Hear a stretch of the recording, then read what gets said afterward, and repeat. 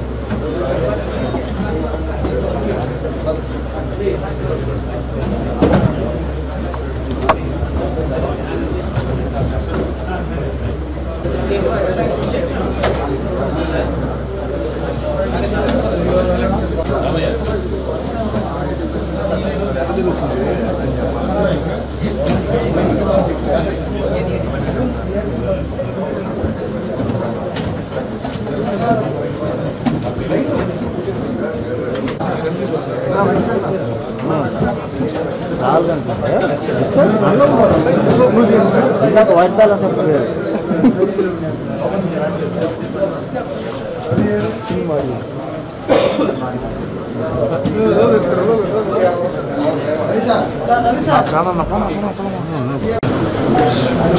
ఈరోజు 2000 హెల్మెట్లు మన TTD employees